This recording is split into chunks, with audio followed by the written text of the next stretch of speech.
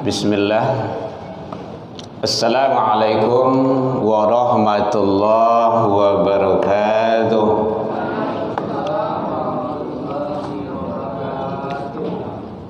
Alhamdulillahilladzi hadana wa li hadza wa ma kunna linahtadiya laula an hadanallah. Asyhadu an la ilaha illallah wahdahu la syarikalah wa asyhadu anna Muhammadan abduhu wa rasuluh sallallahu alaihi wasallam. Allahumma salli wa sallim wa barik ala hadzal nabiyil karim wa ala alihi wa ashabihi ajma'in, amma ba'du. Hamdan wa syukran lillah. Puji dan syukur selalu kita ucapkan kehadirat Allah Subhanahu wa taala. Alhamdulillahi rabbil alamin. Dengan berkat izin dan rahmat Allah, kasih sayang Allah, kita masih diberikan kesehatan, sehingga dengan nikmat sehat tersebut kita bisa melangkahkan kaki, mengayunkan tangan untuk datang ke masjid untuk melaksanakan ibadah sekaligus kajian kita. Mudah-mudahan dengan nikmat sehat tersebut kita selalu mensyukuri atas ridha Allah Subhanahu wa taala. Alhamdulillah, kita juga masih diberikan kelapangan waktu sehingga kita bisa datang melaksanakan ibadah, menunaikan panggilan Allah. Karena kalau mencari waktu luang memang susah, tapi memang diluangkan waktu itu. Dan alhamdulillah kita masih diberikan keistiqomahan hati. Karena istiqomah itu berat, tantangannya banyak, susah, ada saja hambatan dan rintangannya. Tapi balasannya bagi Allah sangat luar biasa, yaitunya surga. Bu, lihat dengar bu. Baik. Innal ladzina qalu rabbunallah, sesungguhnya orang-orang yang telah berikrar menyatakan Tuhan kami ialah Allah, lah mengaku bahwa Tuhan kita Allah, tsumastaqamu, kemudian dia istiqomah. Jadi tidak ragu, dia selalu menjalankan apa yang diperintahkan oleh Allah, oleh Tuhan kita. Tatanazzalu alaihimul malaika alla takhafu wa la tahzanu wa abshiru bil jannah. Jadi jangan khawatir pula hujan hari datang jua apa yuang, jangan khawatir oleh wa abshiru bil jannah. Kau latih wah datang jua lah, mengantuk matuk ndak je bahada, mau jua jadi jua. Kau ada orang kau mau jua, boleh mau jua lah.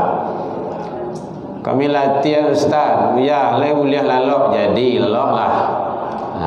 Kalau namu lalok di masa haji ku memang keramai kecil orang kampung. Dan namu lalok atau di rumah tu datanglah masa haji.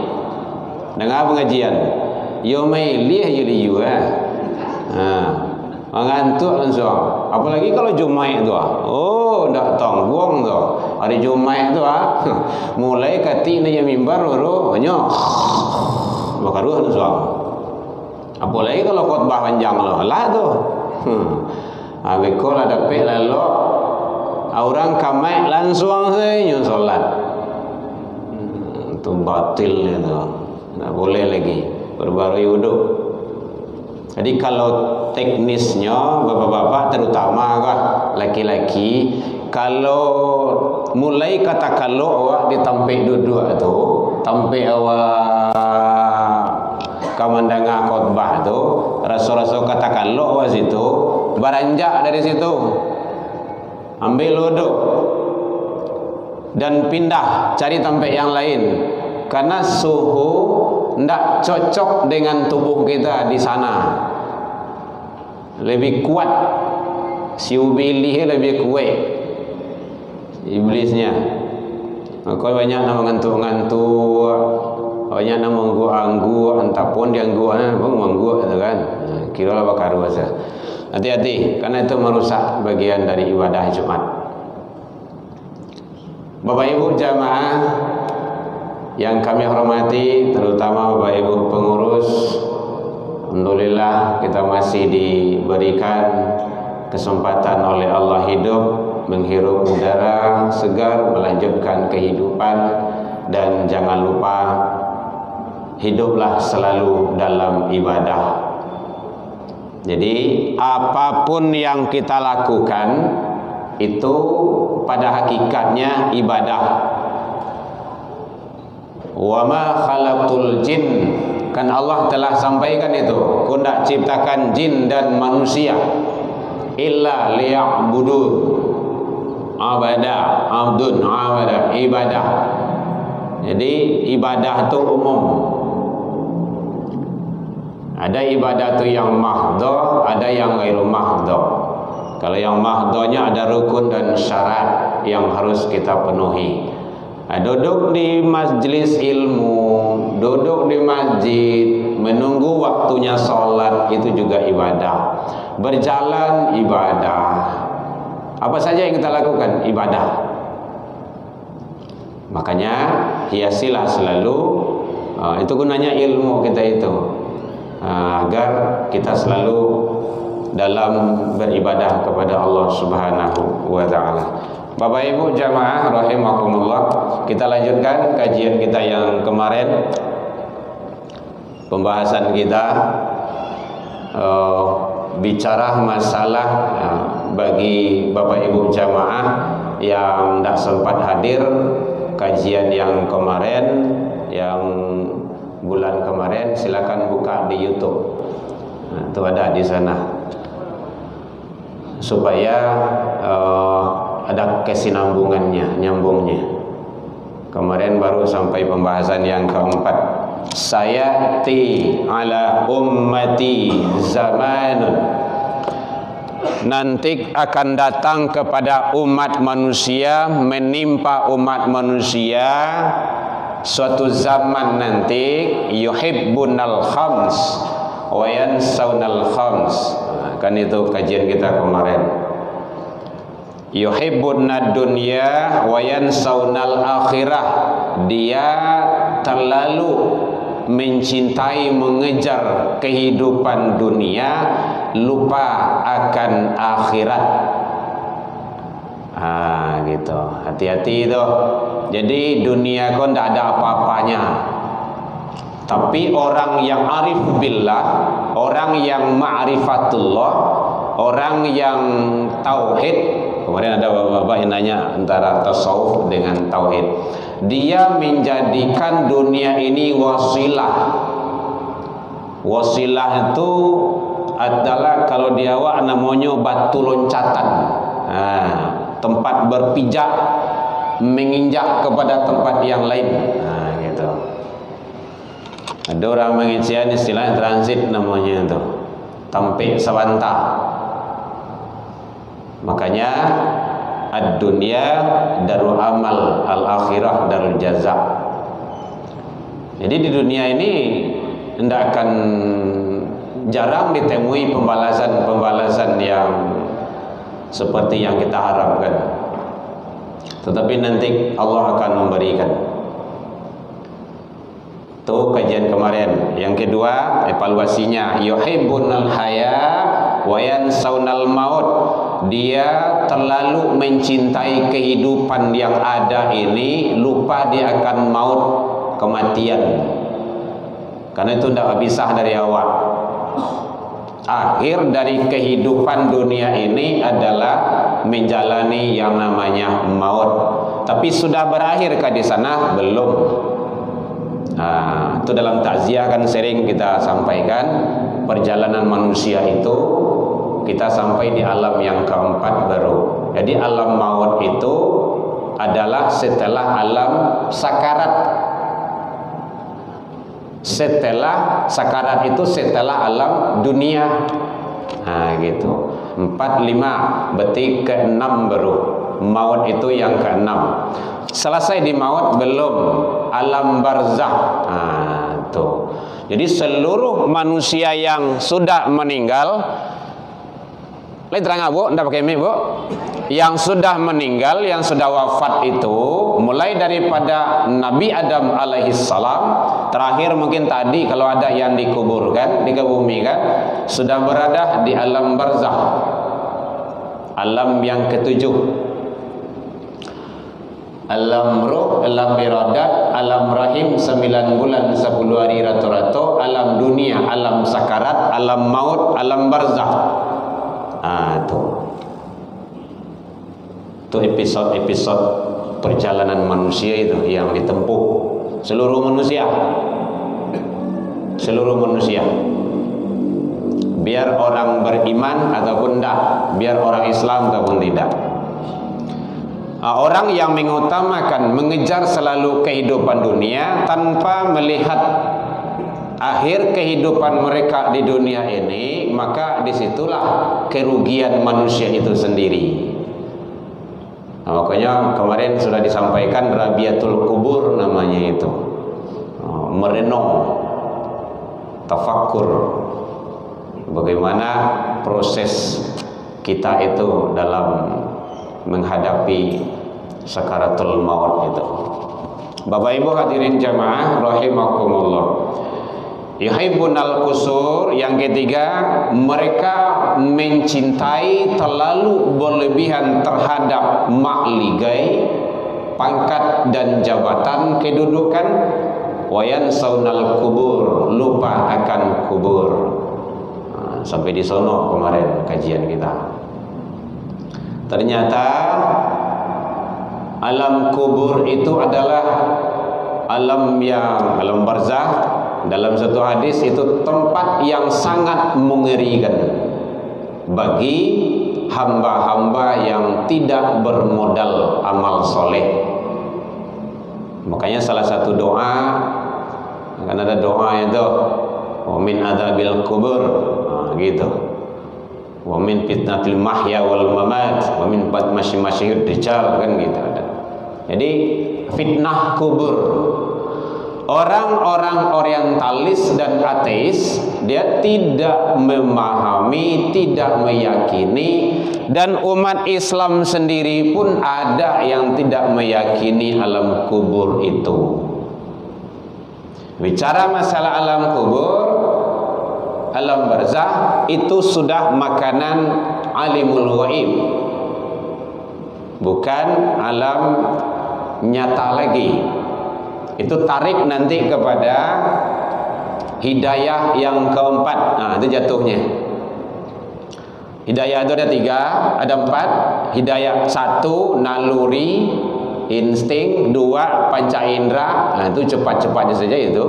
Yang ketiga akal. Masalah alam kubur, alam barzakh itu di atas akal, karena akal manusia itu terbatas. Makanannya iman. Makanya ada masuk ke arena rukun iman.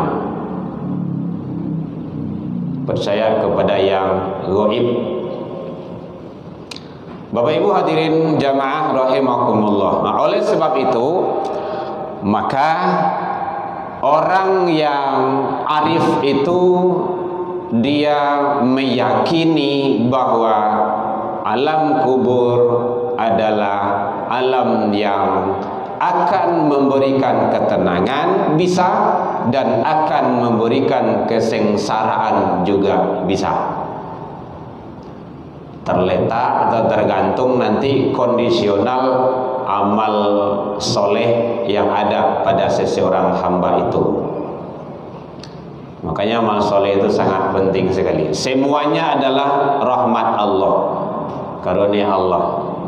Tapi kalau kita sudah menyerahkan, sudah bermohon kepada Allah, permohonan seseorang hamba, Allah tidak akan mengabaikan dan tidak akan menyia-nyiakan.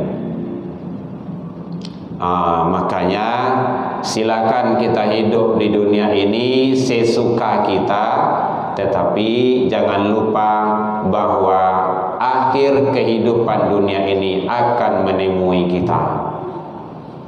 Makanya meninggal dunia atau meninggalkan dunia. Hadirin kaum muslimin rahimakumullah. Jadi sudah 3 pembahasan yang lewat, itu review ulangnya. Dan yang keempat adalah yuhibbunal mal wa yansaunal hisab. Terlalu mengejar mencari yang namanya harta, lupa akan perhitungan atau hisab. Kenapa? Harta tersebut akan dihisab. Qala Rasulullah sallallahu alaihi wasallam dari Abu Barzah, la tazul yaumal qiyamah, amri yaumal qiyamah, ndak akan bergerak, ndak akan bergeser kaki seseorang hamba nanti di hari kiamat hatta yus'al, sebelum menyelesaikan beberapa persoalan. Satu di antaranya adalah an malihi, tentang harta yang dititipkan Allah kepada kita. Jadi titipan Allah, maka itu adalah amanah. Jaga amanah, menyia-nyiakan amanah adalah dosa besar. Dosa tantangannya adalah tentu kemarahan Allah. Semua juga nak awak, gitu. Atau seorang suami kepada istri, nak awak, nak kau jam tangan ayah, pakailah. Kamu kan belum dibelikan jam, jaga elok ya. Eko balihnya 5 juta. Tentu kayak gitulah, gitu kan. Pakai sama anak, tahu-tahu jatuh, pecah. Kalau jatuh pecah, nak ada nyukil yang ada tu. Macam iya sedua. Kalau dia ben, mungkin ada lebih mahal lah buat ben daripada beli baru. Ada rasa marah, kesal, berang. Itu manusia. Atau kita mungkin sebagai karyawan lah gitu kan, diamanahkan oleh Pak Wali Kota, Pak Gubernur, kerja kantor di gubernur lah, kerja di mana lah gitu kan, atau pimpinan kita. Tapi kita abaikan, kita sia-siakan, ndak awak jalankan amanah itu doh. Marah. Sama, apa bedanya? Allah. Anak amanah Allah, harta amanah. Nah, kalau dibawa ke kajian tauhid, tubuh ini amanah Allah. Kau titipkan 2 kaki kepadamu, 2 telinga, 2 mata yang sempurna. Pakai, manfaatkan sebaik-baiknya. Jangan untuk maksiat, syukuri nikmat kaki itu. Nah gitu. Makanya Imam Al-Ghazali menyatakan, ini bagian dari organ tubuh.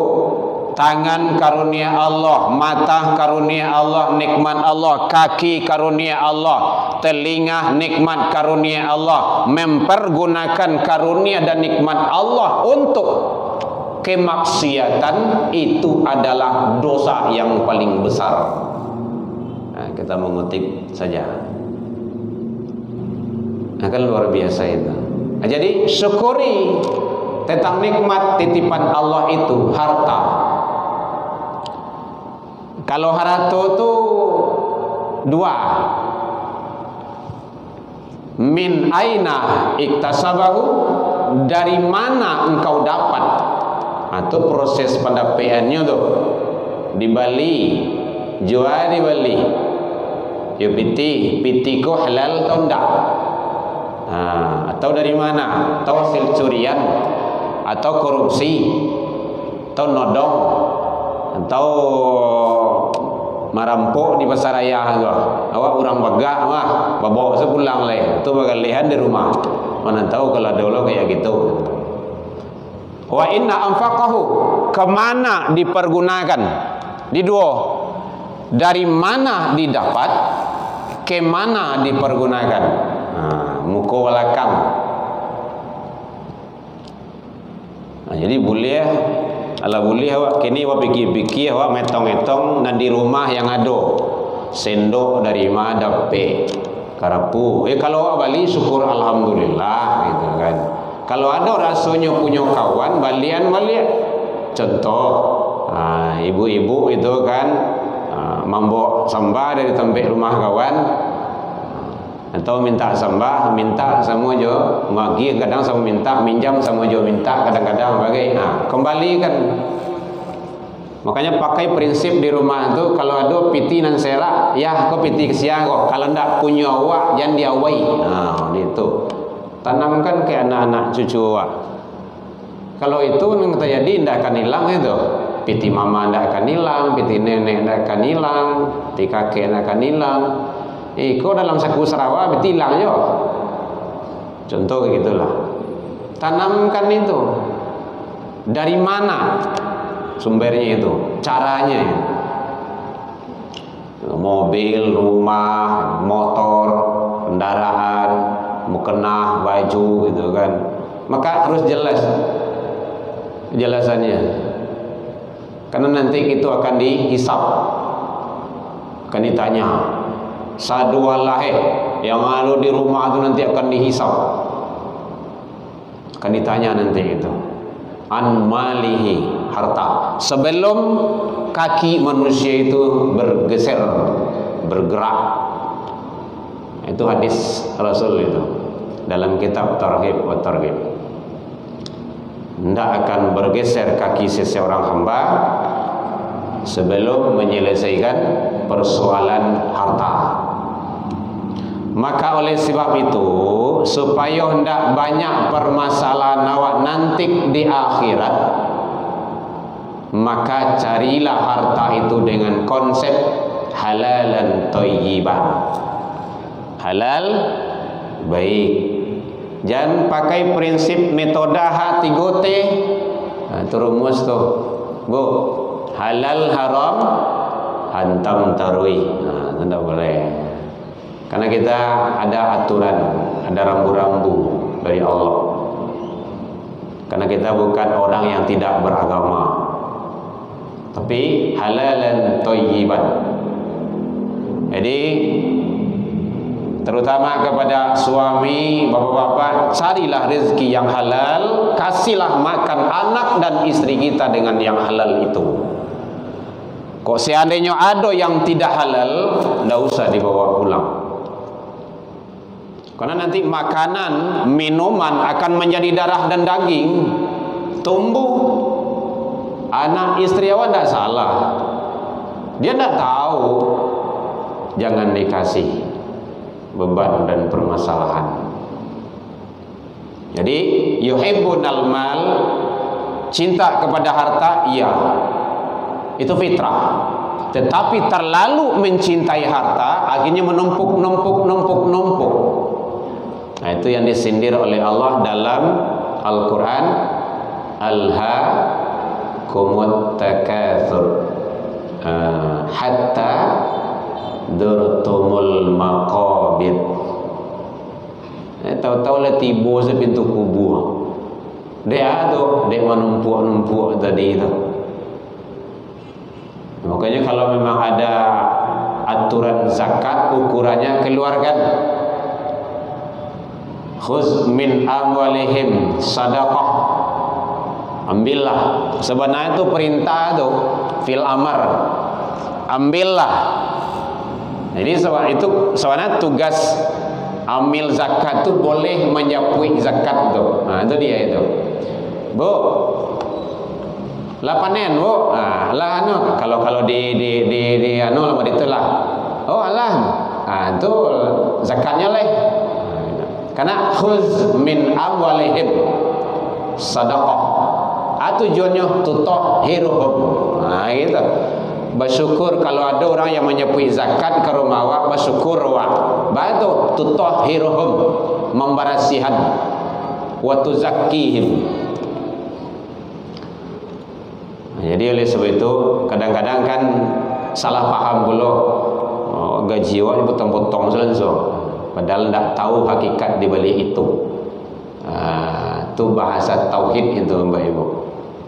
Di kalau ada gaji awak dipotong memang seukuran zakat, alhamdulillah. Tidak payah mengeluarkan zakat itu, karena sudah dibantu. Gitu. Bersyukur awak itu. Andai kan ada, kan ada kejadian dah, gitu. Potong gaji awak. Tidak faham gitu.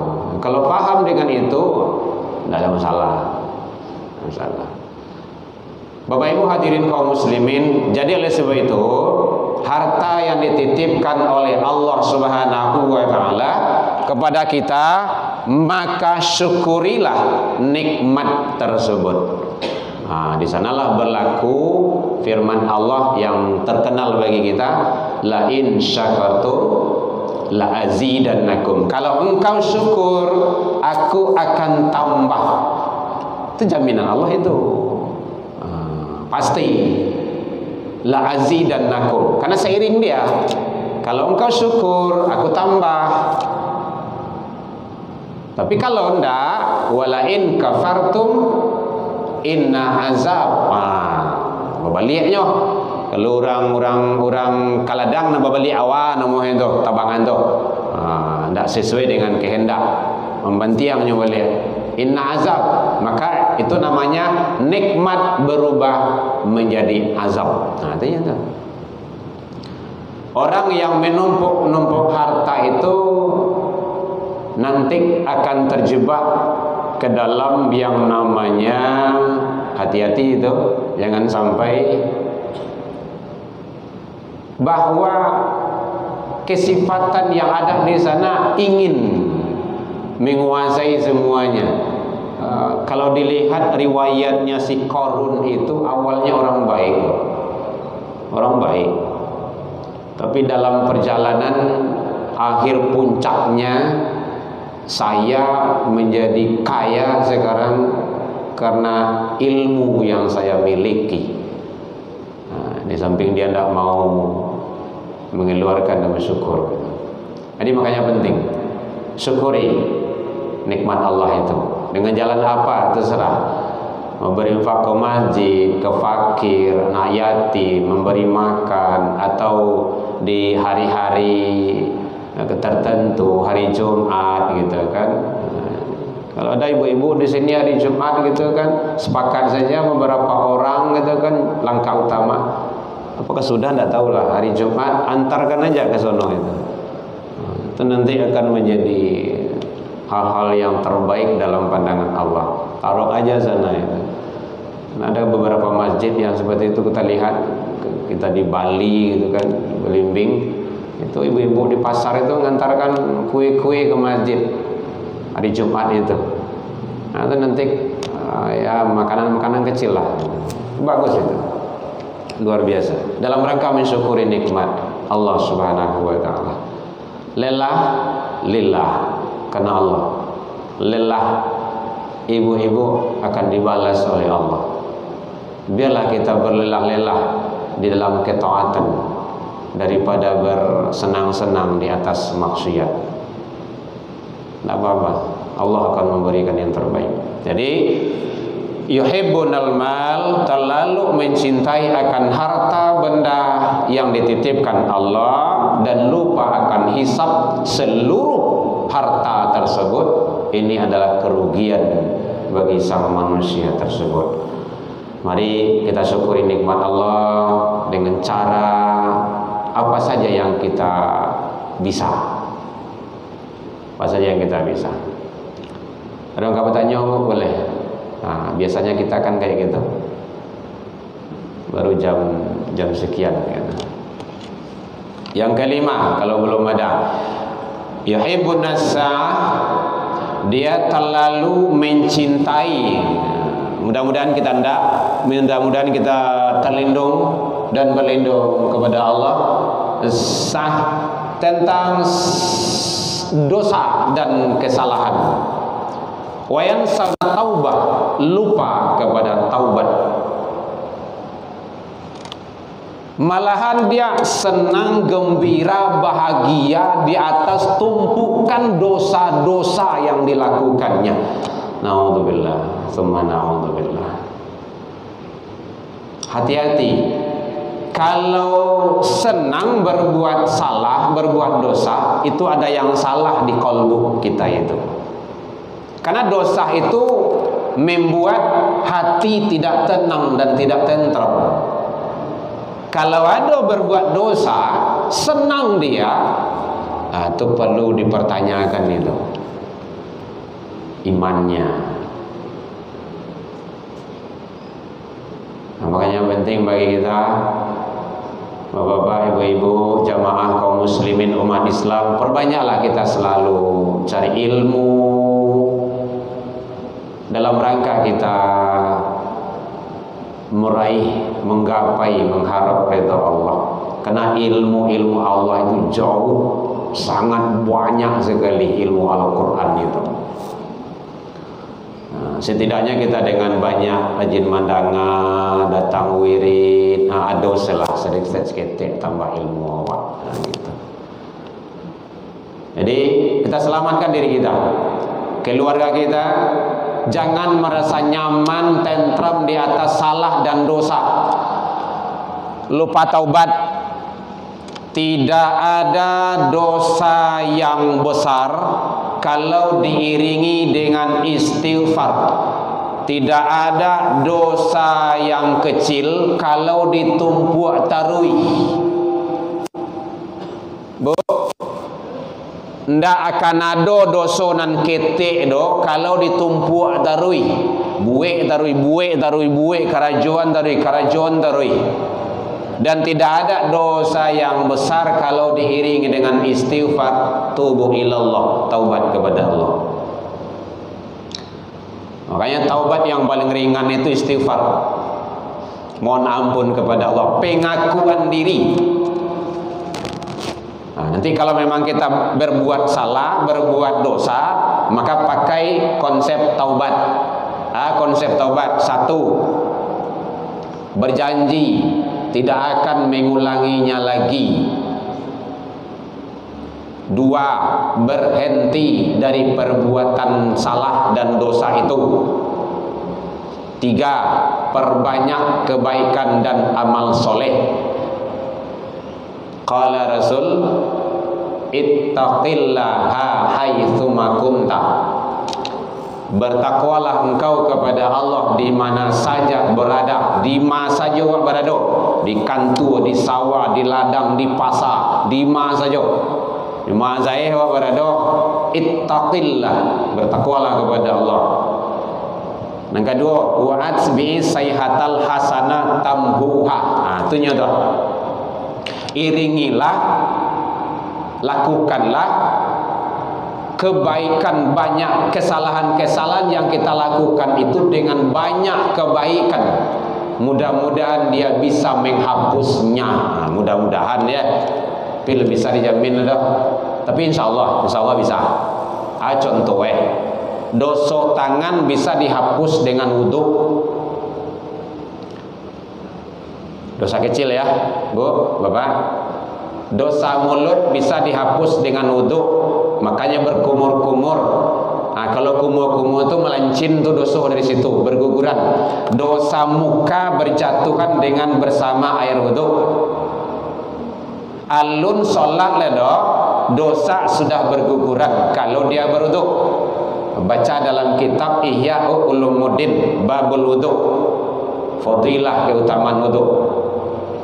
Makanya wudu awak jaga, Bapak Ibu jamaah, jaga wudu. Maka konsepnya wudu bukan hanya untuk sholat. Kita memahami seperti itu. Syekh Abdul Qadir Jailani juga seperti itu.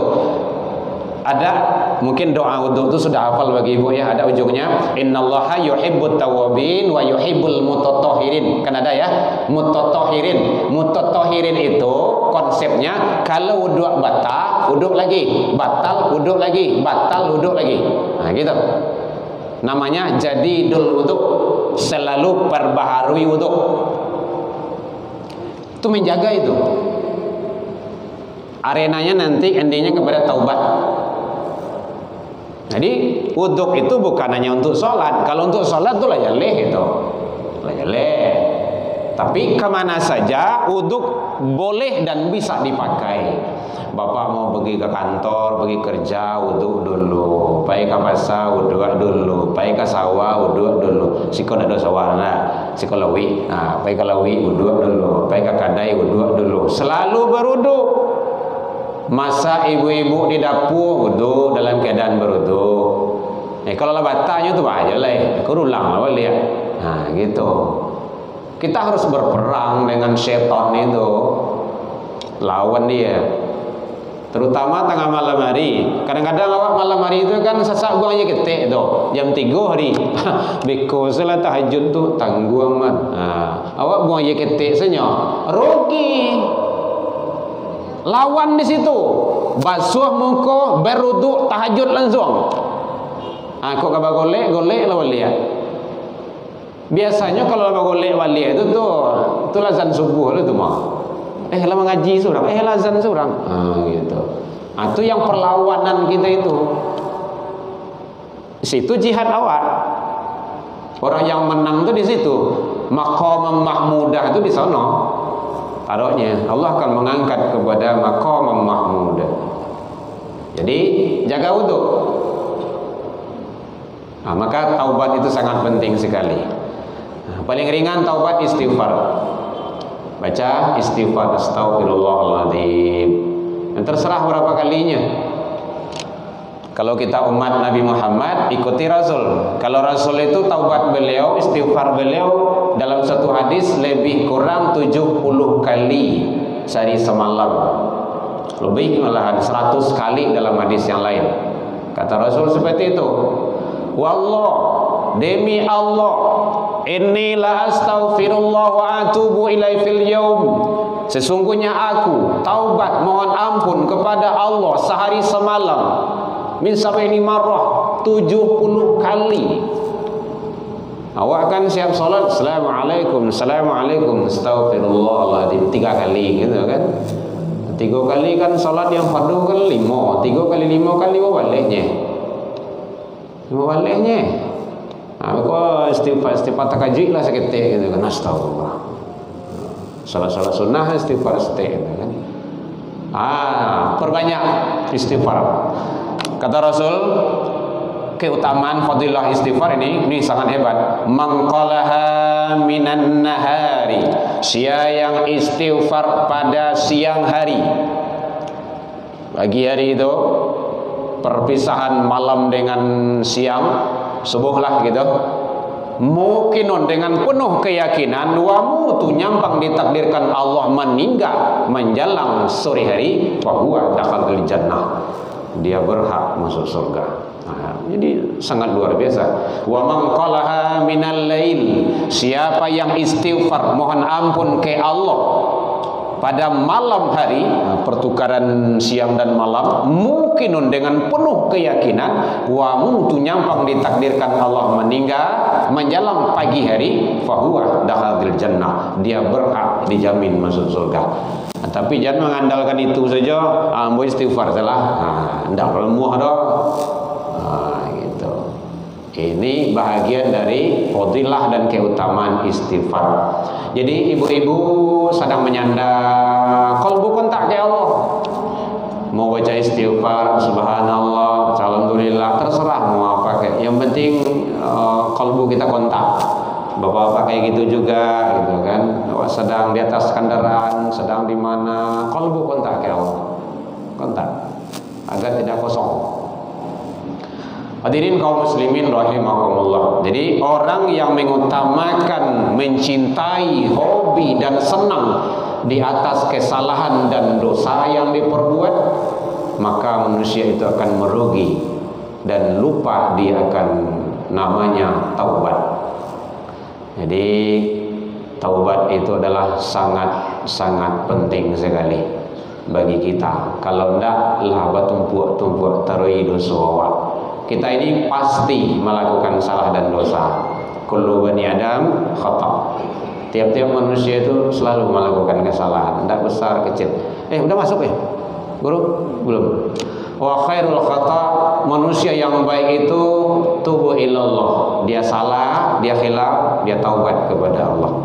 Maka perbanyak taubat. Kadang dosa mata, dosa telinga, dosa kalbu, dosa hati gitu.